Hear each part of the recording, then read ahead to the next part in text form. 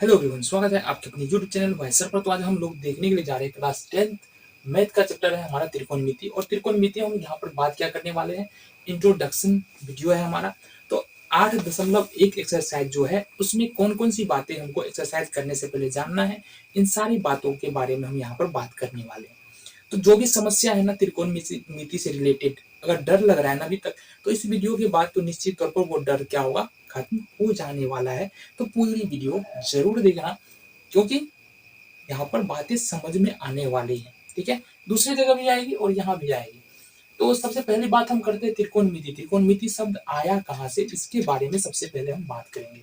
देखो, त्रिकोणमिति जो है ना, 3 ग्रीक वर्ड से बना है। पहला है ट्राई, दूसरा है गॉन और थर्ड है मेट्रन। कहां से आया है? ग्रीक शब्द, ये ग्रीक वर्ड से आया। ट्राई का मतलब हो जाता है 3, गॉन का मतलब होता है भुजा और मेट्रन का मतलब होता है मापना। तो त्रिकोणमिति का मतलब हुआ 3 भुजाओं की माप। जो मोटा मोटी त्रिकोणमिति का मतलब हो गया 3 भुजाओं की माप। ऐसा क्यों है 3 भुजाओं की माप की यहाँ पर चर्चा नाम में क्यों आ रहा है? ट्रिग्नोमेट्री अगर हम बात करेंगे इंग्लिश में, ये होता है ट्रिग्नोमेट्री। ठीक है, यहाँ से आता है ट्राइगोनोमेट्री, 3 ग्रीक वर्ड से है। तो 3 भुजाओं के बारे में क्यों चर्चा है, क्या पढ़ते हैं इसमें, त्रिकोणमिति के अंदर में क्या पढ़ते हैं? तो देखो, त्रिकोणमिति क्या है, त्रिकोणमिति है क्या? ठीक है, तो अगर इसके डिफिनीशन की बात करें, त्रिकोणमिति की डिफिनीशन की बात करें, तो त्रिकोणमिति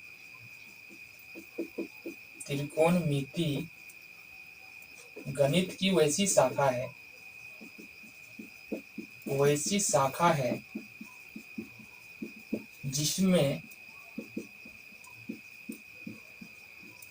समकोण त्रिभुज की भुजा और उसके कोण के बीच संबंध का अध्ययन किया जाता है।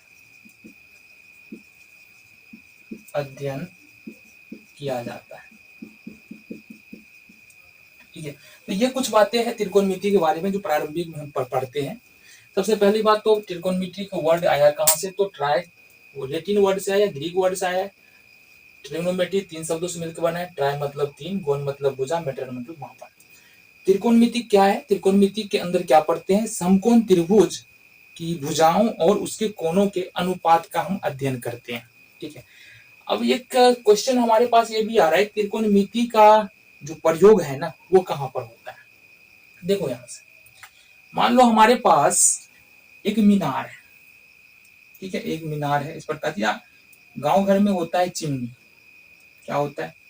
ये चिमनी है। अपन क्या कर रहे हैं, यहाँ पर चिमनी से ठीक यहाँ पर खड़े हैं। ठीक है, यहाँ पर खड़े हैं।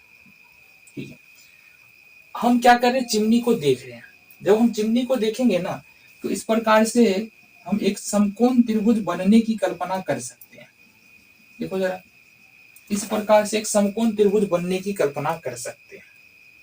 ठीक है, अब अगर हमारे पास ये कोण पता हो, ठीक है, ये थीटा पता हो, और कोई एक भुजा पता हो, तो कोई दूसरे भुजा को क्या कर सकते हैं, हम निकाल सकते हैं। मतलब या तो चिमनी और हमारे बीच की दूरी है पता और एंगल पता है, तो चिमनी की ऊंचाई निकाल सकते हैं। ठीक है, तो देखो यहाँ से कहां से, इस तरह से हम मीनार में भी देख सकते हैं। मान लो कोई बिजली का खंबा है, मान लो ये कोई बिजली का खंबा है। ठीक है, और अपन यहाँ पर खड़े हैं। ठीक है, यहां से एक समकोण त्रिभुज बनने की कल्पना कर सकते हैं हम। यहाँ सब समकोण त्रिभुज बनने की कल्पना, देखो मोटा मोटी समझो, आगे चैप्टर में जाएंगे तो बातें समझ में आएगी। मोटा मोटी समझो बात, त्रिकोणमिति का उपयोग होता कहां पर है। ठीक है, तो यहां से कोई एंगल बनेगा थीटा। ठीक है, इसके बारे में बाद में बात करेंगे, उन्नयन कोण और अवनवन कोण के बारे में। अभी समझो बात को। तो यहाँ से एक एंगल बनता है थीटा। ठीक है, मान लो हमको पोल की हाइट पता है और थीटा पता है। अब बोल रहा है पोल और हमारे बीच की दूरी कितनी है, तो त्रिकोणमिति में हम इसका भी समाधान पढ़ते हैं। और बता दे, चलो आजा और जान लो थोड़ा सा। कहाँ पर बताएं। चलो मान लो कि ये कोई स्टार है या ये चंद्रमा है, ठीक है, और अपन कहाँ पर है, पृथ्वी पर, अर्थ पर है, ठीक है। अब यहां से भी अगर देखें हम तो यहां से क्या बनेगा जी, एक एंगल इस प्रकार से तो क्रिएट कर ही सकते हैं, ठीक है, इस प्रकार से तो हम क्रिएट कर ही सकते हैं। हालांकि चंद्रमा वाला पे मुश्किल है थोड़ा सा, वो 11th-12th में जाएंगे तो वहां पर पढ़ेंगे, दूसरा कॉन्सेप्ट है उसके लिए। लेकिन यहाँ पर जो पृथ्वी पर जो है ना, इस तरह का जितना भी हमारा कैलकुलेशन है त्रिकोणमिति के अंदर जो है हम लोग कर लेते हैं। त्रिकोणमिति का मतलब समझ में आ गया, कहां पर प्रयोग करेंगे ये समझ में आ गया। अब देखो क्या पढ़ना है, देखो त्रिकोणमिति में आया क्या क्या क्या आया, समकोण त्रिभुज आया, तो आ रहा है कोण, क्या आ रहा है हमारा, कोण, एंगल। तो एंगल क्या होता है ये जानना है हमको, त्रिकोणमिति पढ़ना है तो एंगल के बारे में और त्रिभुज के बारे में, समकोण त्रिभुज के बारे में, इस सब के बारे में तो पता होना चाहिए। विदाउट इसके जाने त्रिकोणमिति नहीं पढ़ सकते हम लोग। तो एंगल क्या होता है, देखो एंगल क्या है, यदि दो भुजा एक ही बिंदु पर मिले, या बोल सकते हैं दो किरण एक ही बिंदु पर मिले, तो एंगल का निर्माण होता है। जो झुकाव होता है वही कोण होता है। झुकाव का मतलब देखो एक बिंदु P है, यहां पर एक भुजा हमारा आ रहा है या एक किरण आ रहा है OP, दूसरा किरण आ रहा है OQ। OP और OQ के बीच में जो झुकाव है ना, ये झुकाव, इसी को हम लोग क्या बोलते हैं, कोण बोलते हैं, ठीक है, इसी को क्या बोलेंगे, कोण बोलेंगे। इसी तरह से देखो यहां से और भी कोण बन सकते हैं, ये है हमारे पास MNP। अब MN भुजा और PN भुजा के बीच में क्या झुकाव है, इस इतना झुकाव है, इसको हम लोग क्या बोलेंगे, कोण बोलेंगे। थोड़ा सा यहाँ पर बात कर ले, कोण को पढ़ेंगे कैसे, OPQ। देखो पढ़ने क्या तरीका है, जहां पर दो बिंदु मिल रहा है ना उसको बीच में रखना है हमेशा। इसको लिखेंगे संकेत में ऐसे, ये वाला चिन्ह का ये होगा OPQ, इस प्रकार से हम कोण को लिख सकते हैं। दूसरा कोण कैसे लिख सकते हैं, इसको देखो MNP, इस प्रकार से क्या कर सकते हैं, कोण को लिख सकते हैं, ठीक है। तो इस प्रकार से और भी कोण हो सकते हैं हमारे पास। अब यहाँ भी कुछ ना कुछ झुकाव तो है, ठीक है, कुछ ना कुछ झुकाव तो है। ये ABC, इस प्रकार लिख सकते हैं, कोण लगाएंगे, पहला वाला लिखो ABC, या लिखो इधर से शुरू भी कर सकते हैं CBA। तो इस प्रकार से हमारे पास ये समझ में आता है कोण क्या होता है और किस प्रकार से कोण लिख सकते हैं। अच्छा ये दोनों जो है ना, ये कोण की भुजा कहलाता है, क्या कहलाता है, कोण की भुजा कहलाएगा। और जहां पर दो भुजाएं मिल रही है उसको हम लोग शीर्ष कहलाएगा, ठीक है। तो इस कोण में बात करेंगे हम। अच्छा भुजा का नाम भी होगा कुछ ना कुछ, यहाँ देखो इस पहले वाले कोण में, कोण OPQ में दो भुजाएं OP है और PQ है। इसी तरह से दूसरे वाले कोण में जरा बता दो कौन सा भुजा, दूसरे वाले में हमारे पास भुजा है MN और दूसरा है NP, ठीक है, ये दो भुजा हमारे पास। तीसरे वाले कोण में बात करेंगे, देखो यहाँ से AB है और फिर BC, ये दो भुजा हमारे पास। तो ये हमारे पास यहाँ समझ में आता है कोण क्या होता है, कोण की भुजाएं क्या होता है, और जहां पर दोनों भुजा मिल रहा है या दोनों किरणें मिल रही है उसको हम शीर्ष बोलेंगे। ये क्या है हमारे पास, शीर्ष है, ये क्या है हमारे पास, शीर्ष, ठीक है। एक बात और यहां पर जान लेना है, एंगल की माप, कोण की माप, कोण की माप या तो डिग्री में होगा या रेडियन में होगा। तो हमको अभी डिग्री से मतलब रखना है, ठीक है, डिग्री से मतलब रखना है। कोण की माप किसमें होगा, डिग्री में होगा। यानी कि कहने का मतलब है एक किरण इस प्रकार से हमारे पास, ठीक है, और दूसरा किरण मान लो O भी इसी पर है, तो जब दोनों किरण एक दूसरे के ऊपर होगा ना तो क्या होगा, कोण कितने डिग्री का बनेगा, 0 डिग्री का। कितने डिग्री का, 0 डिग्री का। और जैसे जैसे किरणें ऊपर उठती चली जाएगी, देखो ये थोड़ा उठा तो यहाँ पर एंगल कितने डिग्री का बनेगा, 1 डिग्री का। थोड़ा और उठा तो अब एंगल कितने डिग्री का बनेगा, 2 डिग्री का। थोड़ा और उठा अब एंगल कितने डिग्री का बनेगा, 3 डिग्री का। तो इस प्रकार हमारे पास जो है एंगल का निर्माण हो जाता है। तो ये समझ में आ गया कोण क्या होता है, कोण समझ में आ गया। चलो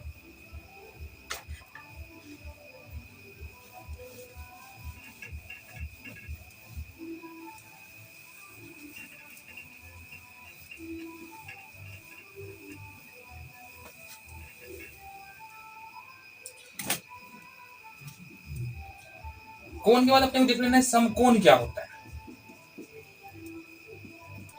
देखो समकोण क्या होता है, 90 डिग्री का कोण, 90 डिग्री का यदि कोण होगा तो वो समकोण होगा। 90 डिग्री का कोण कैसे बनेगा, देखो 90 डिग्री का कोण बनाने के लिए ना हमारे पास किस प्रकार से होगा, इस प्रकार से।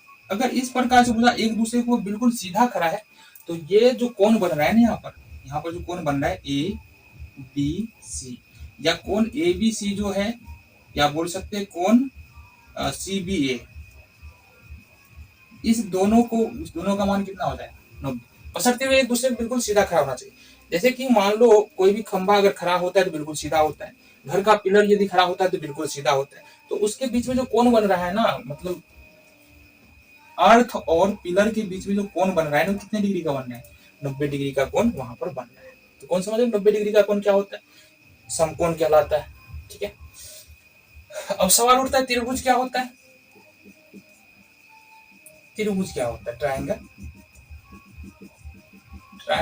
क्या होता है। ठीक है, तो तीन भुजाओं से घिरी हुई आकृति त्रिभुज है, जैसा कि हम लोग परिभाषा जानते हैं। यहाँ पर थोड़ा थोड़ा करके हम बताते चलते हैं ताकि बातें कनेक्ट हो पाए, एक दूसरे से जुड़ पाए। ठीक है, तो तीन भुजाओं से घिरी हुई आकृति को त्रिभुज कहते हैं। तो ये तो तीन भुजाओं से घिरी हुई बंद आकृति को त्रिभुज बोलते हैं। एबीसी एक त्रिभुज है, यहाँ पर तीन भुजा है और तीन भुजाओं से बंद आकृति है, तो एबीसी क्या हो गया हमारा, त्रिभुज हो गया। तो किसी भी त्रिभुज के अंदर तीन कोण होते हैं, कितने, तीन। देखो यहाँ से एक कोण ये हो जाएगा, दूसरा कोण ये, तीसरा कोण ये हो जाएगा। ठीक है, लिख सकते हैं इसको कोण ए, कोण बी और कोण सी। तो किसी भी त्रिभुज के अंदर तीन कोण होंगे, साथ ही साथ तीन भुजा भी होगा। देखो ए बी पहली भुजा है ए बी, दूसरी भुजा है बी सी और तीसरी भुजा है ए सी। ठीक है, साथ ही साथ तीन शीर्ष भी होगा, जहां पर दो भुजाएं मिल रही है आपस में, उसको शीर्ष बोलते हैं। ए बी और ए सी ए बिंदु पर मिल रही है तो एक शीर्ष हो गया, ए बी और बी सी बी बिंदु पर मिल रही है तो ये दो शीर्ष हो गया, ए सी और बी सी सी बिंदु पर मिल रही है तीन शीर्ष हो गया। तो हमने क्या देखा, त्रिभुज के अंदर तीन कोण, तीन भुजा और तीन शीर्ष होते हैं। त्रिभुज तो समझ में आ गया, कौन समझ में आ गया, और सवाल उठता है समकोण त्रिभुज क्या होता है। ठीक है, तो त्रिभुज समझ में आ गया तो समकोण त्रिभुज भी समझ में आ जाएगा, कोई समस्या नहीं है। समकोण त्रिभुज मतलब होता है वैसा त्रिभुज जिसमें एक कोण जो है ना 90 डिग्री का हो। ठीक है, एक कोण क्या हो, 90 डिग्री का। जब भी समकोण त्रिभुज की बात करेंगे तो ये बात हमारा इस प्रकार से होगा, ये बात हमारा ए बी सी, ये क्या हो गया 90 डिग्री। ठीक है, तो त्रिभुज के जब भी बात करेंगे ये समकोण त्रिभुज है हमारा। ठीक है, क्योंकि एक कोण इसमें 90 डिग्री का। अभी त्रिकोणमिति के अंदर जो है ना मेल ये सब तो खैर समझना था थोड़ा थोड़ा करके, समकोण त्रिभुज को अच्छी तरह से समझना है त्रिकोणमिति को समझने के लिए। ठीक है, तो समकोण त्रिभुज के बारे में बात कर लेते हैं।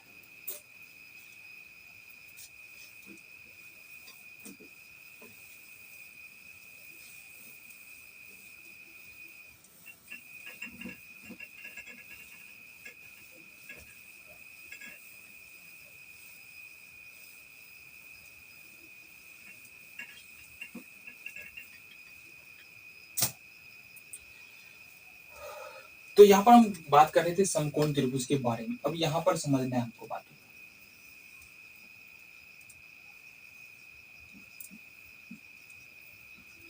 सी। तो यहाँ पर देखेंगे त्रिभुज ए बी सी एक समकोण त्रिभुज है।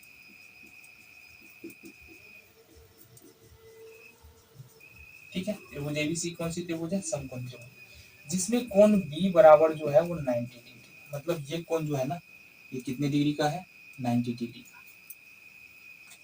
देख लो ये 90 डिग्री। देखो कोण बी यानी जो 90 डिग्री का कोण होगा ना, उसके ठीक सामने वाला जो कोण होगा, सामने वाला कोण बोले, सामने वाली जो भुजा होगा वो होगा कर्ण। क्या होगा, सामने वाली भुजा जो कि है ए सी। ठीक है, तो यहाँ से ए सी क्या हो जाएगा हमारा, कर्ण हो जाएगा। ए सी क्या हो जाएगा, कर्ण हो जाएगा। ठीक है, एक चीज और यहाँ पर हमको जानना है त्रिकोणमिति के अंदर में कि संलग्न भुजा क्या होता है। किसी भी त्रिभुज में संलग्न भुजा और दूसरी बात है सम्मुख भुजा। ठीक है, जिसको हम लोग आधार भी बोलते हैं, आधार भी बोल सकते हैं, इसको हम लंब बोल सकते हैं। ठीक है, आधार और लंब बोल सकते हैं। तो संलग्न भुजा और सम्मुख भुजा क्या होता है? अगर इस त्रिभुज में बात करें, सम्मुख भुजा, अगर हम कोण सी पर विचार करें, देखो यहाँ पर संलग्न भुजा और सम्मुख भुजा ये बदलता रहता है। अगर कोण सी की बात करेंगे तो संलग्न भुजा अलग होगा, सम्मुख भुजा अलग होगा, लंब अलग होगा, आधार अलग होगा। कोण ए की बात करेंगे तो संलग्न भुजा बदल जाएगा, सम्मुख भुजा बदल जाएगा, लंब बदल जाएगा, आधार बदल जाएगा। सिर्फ कर्ण यहाँ पर नहीं बदलता है, इस बात को समझना बेहद जरूरी है। कोण सी की बात करेंगे, देखो 90 डिग्री के सामने वाली भुजा तो हमारा कर्ण तो हो ही गया, एसी तो कर्ण है ही। ठीक है, एसी तो कर्ण है ही। लेकिन अगर कोण सी की बात करेंगे तो कोण सी के सामने कौन सी भुजा है? ए बी है। कोण सी के सामने ए बी है, इसको बोलते हैं सम्मुख भुजा। सम्मुख भुजा क्या हो जाएगा हमारा? ए बी हो जाएगा।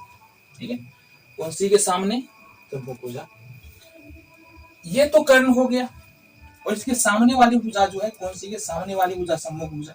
बचा कौन? दो भुजा का तो काम, इसका काम तमाम है, इसका काम तमाम है। बचा कौन? बीसी। बीसी हो गया हमारा संलग्न भुजा, बीसी हो गया हमारा संलग्न भुजा। समझ में आया? आया समझ में? देखो अब इसी त्रिभुज को हम फिर से नीचे ड्रॉ कर देते हैं। ठीक है,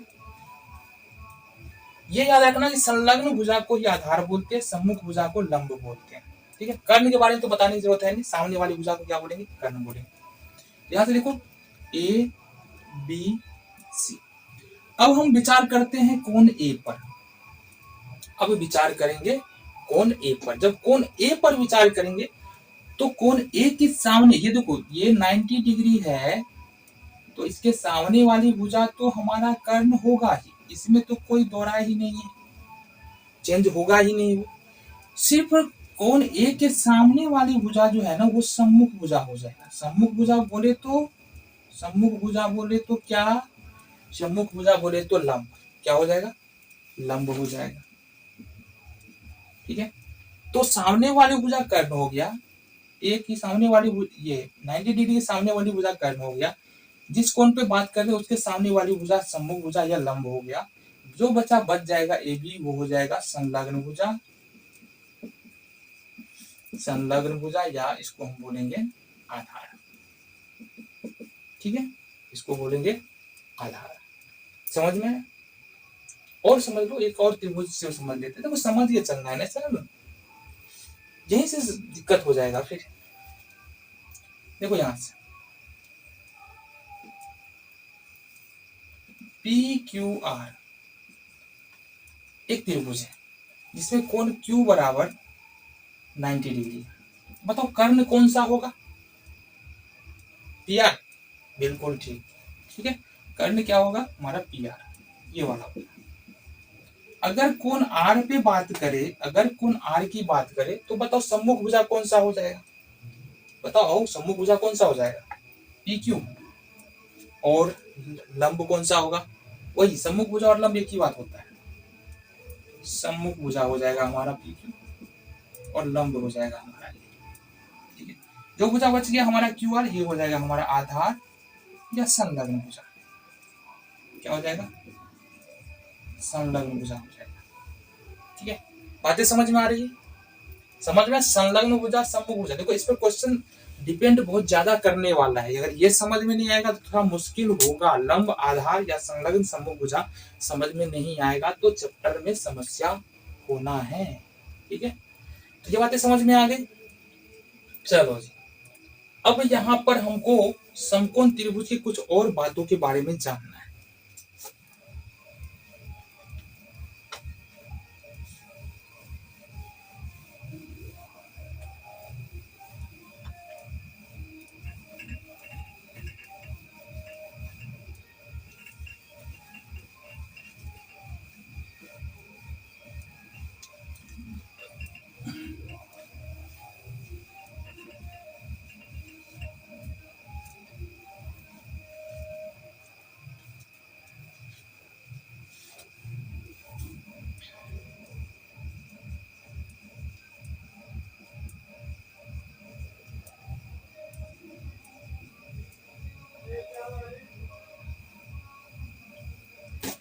तो अब अपने को देखना है पाइथागोरस प्रमेय के बारे में। हालांकि हम पढ़े हैं पाइथागोरस प्रमेय, ऐसा नहीं पढ़े हैं, पहले पढ़ चुके हैं, लेकिन यहाँ पर थोड़ा सा हम रिवीजन करवा दें ताकि चैप्टर में कोई समस्या नहीं हो। तो पाइथागोरस प्रमेय क्या होता है? देखो हमारे पास एक समकोण त्रिभुज है एबीसी इस प्रकार से,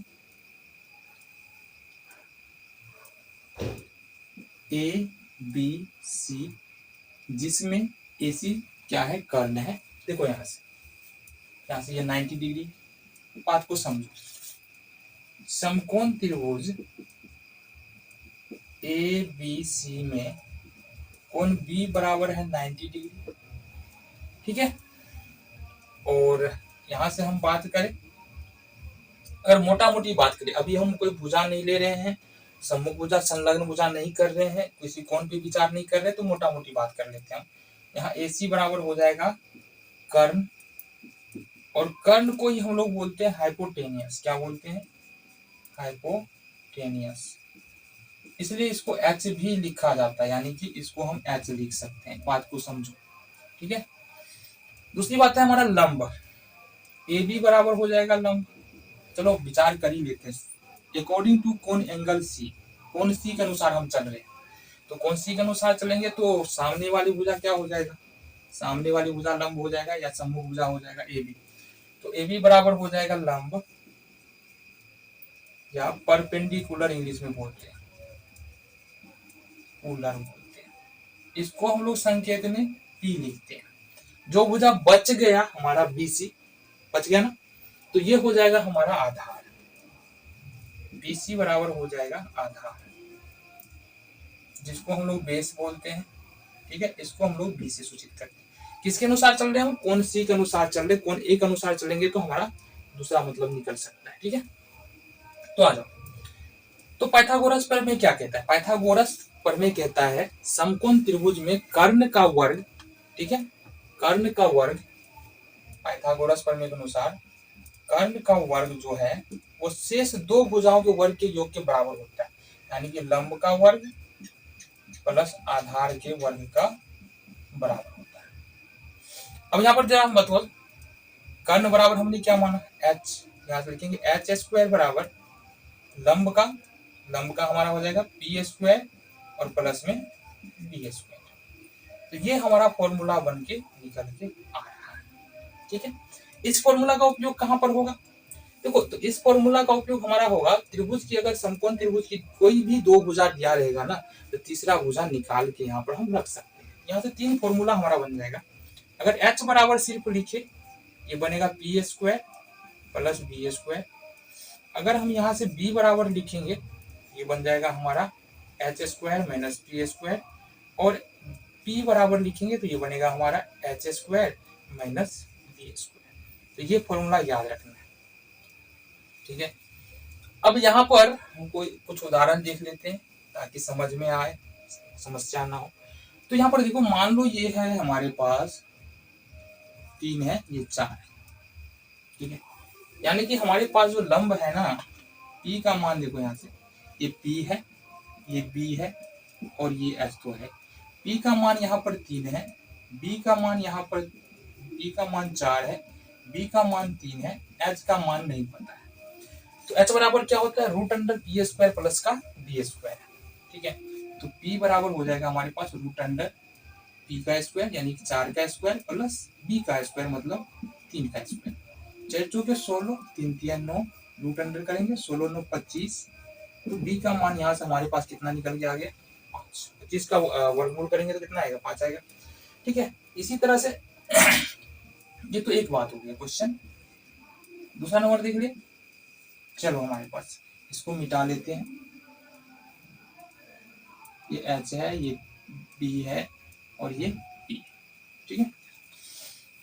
तो यहां से मान लो हमारे पास ये 5 है, ये 7 है, या ये 5 है, ये हमारे पास मान लो 10 है। तो हमको P का मान निकालना है। मतलब H बराबर हमारे पास 10 है, B बराबर हमारे पास 5 है, तो H बराबर क्या होगा ये बोल रहा है निकाल। कैसे निकाल सकते हैं? तो हमको चाहिए क्या चीज, क्या निकालना है? H बराबर है, B बराबर है, P बराबर निकालना है। तो P बराबर देखो फॉर्मूला क्या है हमारे पास, P बराबर H² माइनस P² √अंडर में। तो P बराबर होता है हमारे पास रूट अंडर में एच स्क्वायर माइनस का पी स्क्वायर बी स्क्वायर। ठीक है, तो h का मान कितना है 10, तो 10 का स्क्वायर कर लेंगे, और b का मान है 5, तो 5 का स्क्वायर कर लेंगे। यहाँ से निकल कर आ जाएगा 10 दहे के 100 और 25 25 100 कर लेंगे। ये हमारे पास रूट अंडर 75। ठीक है, ये निकलेगा 25 गुने 3 कर सकते हैं इसको, इस हिसाब से देखेंगे तो 25 5 रूट 3 हमारा निकल के आ रहा है क्या चीज p। तो इस प्रकार से देखते हैं पाइथागोरस प्रमेय का उपयोग करके हम क्या कर सकते हैं, किसी भी कोई समकोण त्रिभुज के अंदर कोई भी दो भुजा दिया हो तो तीसरा भुजा को हम आसानी से निकाल सकते हैं। इतनी बातें क्लियर हो गई। चलो इतनी बातें क्लियर होने के बाद ना अब हमको करना क्या है, त्रिकोणमितीय अनुपात को देख लेना है। ठीक है, त्रिकोणमितीय अनुपात को देख लेना है।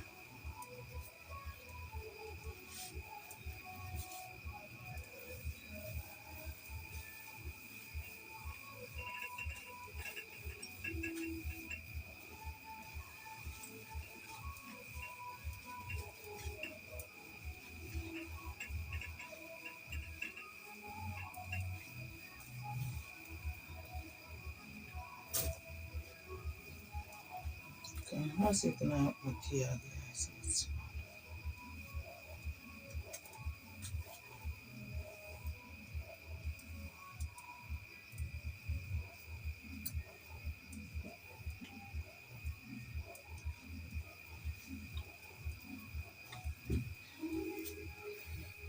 देखो त्रिकोणमितीय अनुपात की बात करेंगे तो त्रिकोणमितीय अनुपात यानी कि समकोण त्रिभुज के अंदर जो है ना, समकोण त्रिभुज के अंदर जो है ना कोण का संबंध जो है भुजा के साथ बताया गया है, जिसका कुछ नाम दिया गया है। मतलब अगर मान लो अगर लिख रहे हैं कोण कोण सी, तो समकोण ये त्रिकोणमिति के अंदर इसका कुछ अलग नाम दे दिया गया है। ठीक है, अलग अलग प्रकार का, यानी कि देखो अगर त्रिकोणमिति की भुजा के अनुपात के बारे में बात करें, अनुपात मतलब क्या होता है, भागा देना, एक भुजा को दूसरे से भागा देना।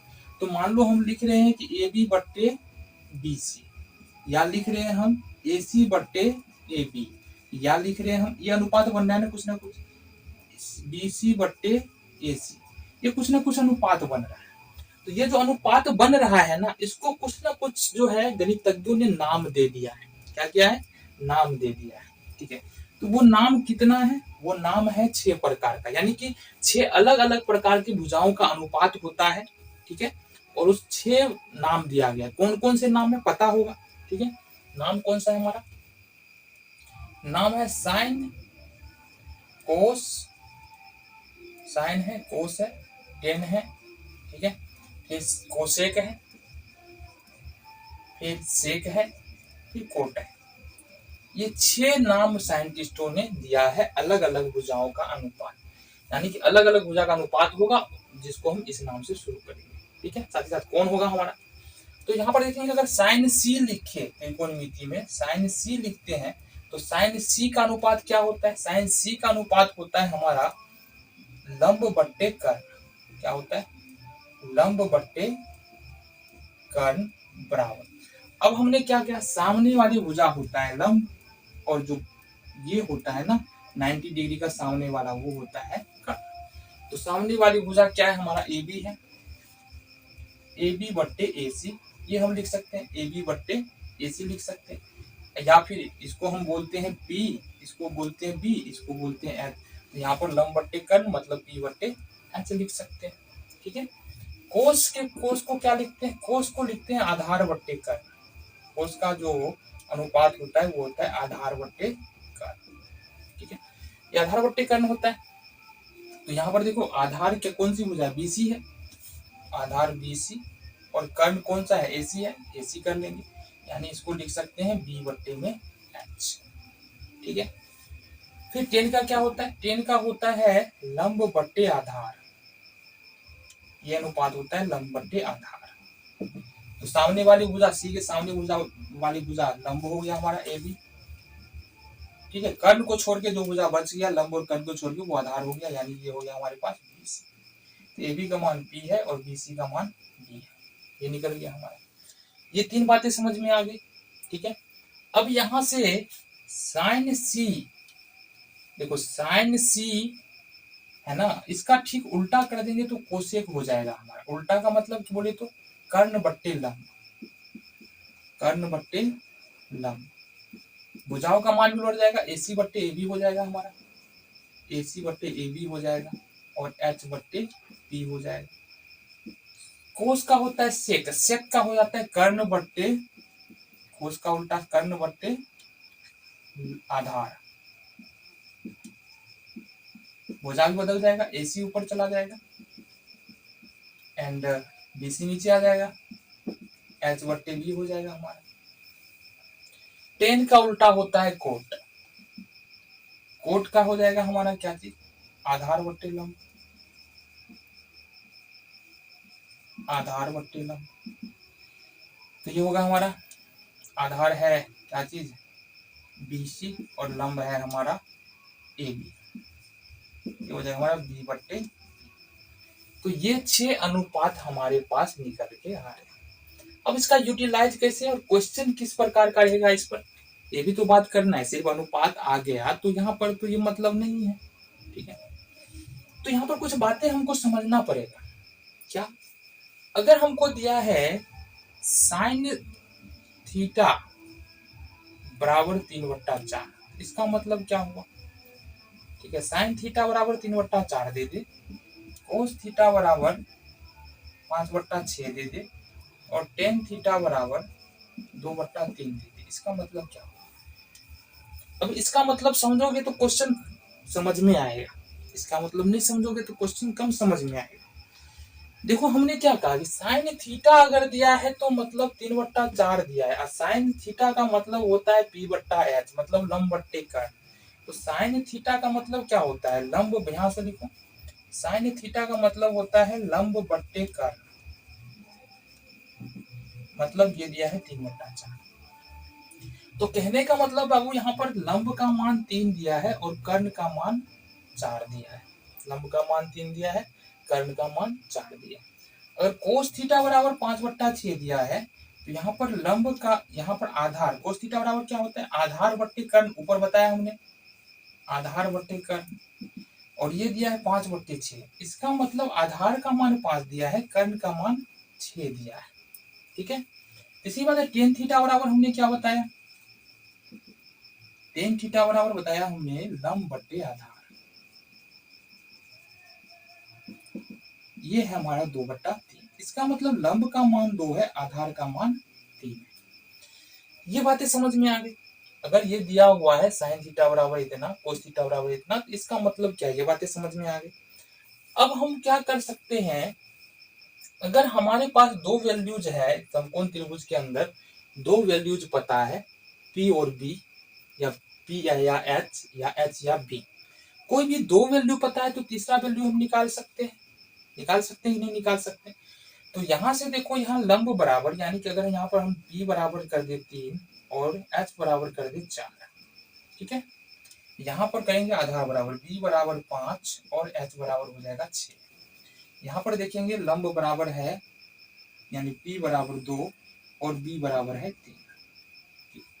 तो यहाँ पर बोले कि समकोण त्रिभुज के अंदर तीसरी भुजा निकाल के बता दो, तो P और H है, तो तीसरी भुजा क्या हो जाएगा हमारा B, और B बराबर फॉर्मूला हमने क्या बताया था, B बराबर फॉर्मूला हमने बताया था, B बराबर, ये बताया था हमने, H का स्क्वायर माइनस P का स्क्वायर।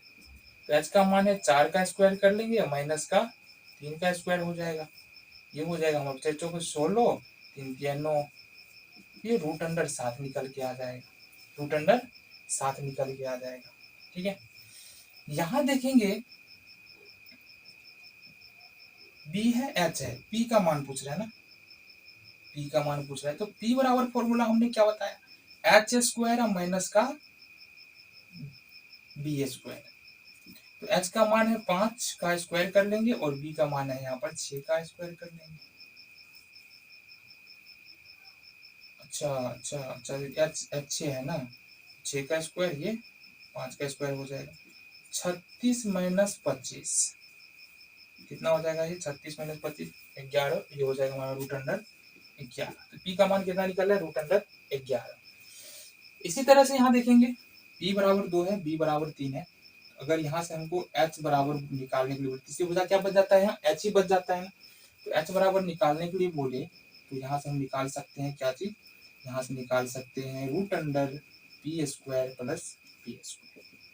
पी का मान कितना है हमारे पास, 2 का स्क्वायर हो जाएगा, ये 3 का स्क्वायर हो जाएगा, ये होगा 2 दूनी 4 प्लस 3 किया 9, ये होगा रूट अंडर 30। तो हमने क्या देखा, अगर हमारे पास साइन थीटा दिया है तो मतलब लंब और आधार का मान दिया है, यहाँ से हम कर्ण का मान निकाल सकते हैं, तीसरी भुजा का मान। अगर कोस थीटा दिया है 5/6, यहाँ आधार और कर्ण दिया है तो यहाँ पर हम आधार और कर्ण दिया है तो लंब का मान निकाल सकते हैं। अगर हमारे पास टेन थीटा दिया हुआ है तो यहाँ पर हम लंब और आधार है हमारे पास 2/3, यहाँ से हम लोग कर्ण का मान निकाल सकते हैं। बाकी का जो 3 है ना, इसका उल्टा होता है तो सेम कंडीशन उसमें भी होगा, ठीक है। अब ये हमने क्यों बताया, तो ये बताने का मतलब ये है, ठीक है, ये बताने का मतलब है कि यदि हमको कोई एक त्रिकोणमितीय अनुपात दे दे, यदि हमको कोई एक त्रिकोणमितीय अनुपात दे दे, बोले कि सारा और दूसरा अन्य त्रिकोणमितीय अनुपात निकाले, तो हम कैसे निकाल सकते हैं। सपोज हमारे पास अगर साइन थीटा बराबर 3/4 दिया है, साइन थीटा बराबर 3/4 दिया है, बोले कोस थीटा और टेन थीटा का मान बता दो, ठीक है, कोस थीटा और टेन थीटा का मान बता दो। तो सबसे पहला काम हमको करना क्या है, साइन थीटा बराबर अगर 3/4 दिया है तो लंब 3 है, कर्ण 4 है, तो यहाँ से हम क्या कर सकते हैं, आधार निकाल सकते हैं। आधार हमने निकाला, कितना निकला, √7। यहाँ से देखो, यहाँ से ये हो गया हमारा लंब, ये हो गया आधार, ठीक है, और कर्ण हमने क्या निकाला था, √7। तो तीनों चीज पता चल गया हमको। अब यहाँ से कोस थीटा बराबर क्या लिखते हैं, b/h। तो b का मान अभी हमारे पास क्या है, अच्छा h ना, ये हो जाएगा हमारा b बराबर निकाला √7। तो b का मान हमने निकाला है √7, h का मान कितना है, 4 है, ये देखो 4 है। तो कोस थीटा बराबर कितना आ गया, √7/4। इस तरह से टेन थीटा बराबर यदि बोल दे निकालने के लिए क्या निकाल देंगे, टेन थीटा बराबर हम निकाल सकते हैं यहाँ से p/b। तो p का मान देखो कितना है, 3, और b का मान अभी हमने क्या निकाला है, √7। तो टेन थीटा बराबर हम निकाल सकते हैं √3/√7। और भी मान अगर पूछेगा हमको, जैसे कोसेक पूछ दे, कोसेक थीटा, तो कोसेक थीटा बराबर हमने क्या बताया, कर्ण बट्टे लंब यानी h/p, h/p होगा। h का मान यहाँ पर कितना है, h का मान यहाँ पर 4 है, और p का मान कितना है, p का मान क्या है, 3 है, तो 4/3 हो गया हमारा कोसेक थीटा। तो इस तरह से कुछ हमारा क्वेश्चन जो है एक्सरसाइज 8.1 में आने वाला है। बातें समझ में आई होगी, ठीक है। अगर देखो, अगर 50% 70% भी बातें यहाँ से समझ में आ रही है तो एक्सरसाइज में जब क्वेश्चन में जाएंगे तो वहाँ इजीली हम समझ पाएंगे क्वेश्चन, ठीक है। मिलेंगे नेक्स्ट वीडियो।